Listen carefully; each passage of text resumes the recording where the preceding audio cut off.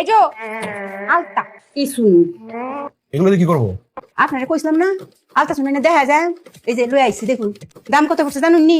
এই যে শুনুর দাম 60 টাকা, আলতার দাম 70 টাকা, মোট লাগছে 130 টাকা। আর আপনি কত চাইছিলেন? 3000 টাকা। ও মায়া মায়া আরে কি বলতেছেন, আমি তো কিছুই বুঝতে পারছি না। বুঝেননি?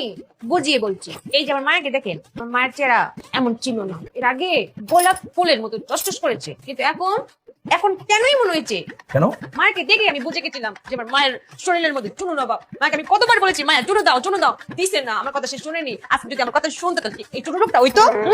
ডাক্তার সাহেব, আমার মায়ের কথাগুলো কিন্তু অক্ষরে হাসে। আমার বারবার কইছে মায়া শুনু দাও তোমার জানি কিরকম দেখা যায়। আমিও শুনু দিছি না, এলে কিন্তু তোমাকে শুনু রূপটা বাসা বানছি। আর আলতা রূপের কথা কি কইতাম, এটা তো অনেকদিন আগে বন্ধ হয়ে রাখি, ওটা বয়স হয়েছে না। আর চিন্তা নেই মায়া, কিনে ফেলেছি না। প্রতিদিন 3 বেলা করে আমি নিয়ম করে তোমার দিয়া নাকি না। কত অক্ষরে সত্য। বলেছিলাম না কিনে আপনাকে দেখিয়ে দিয়ে যাবো, দেখেন। ওরে আল্লাহ রে, দুনিয়াতে কত কিসিমের লোকজন আছে, পুরা ব্যাক করে ইন্ডাস্ট্রি।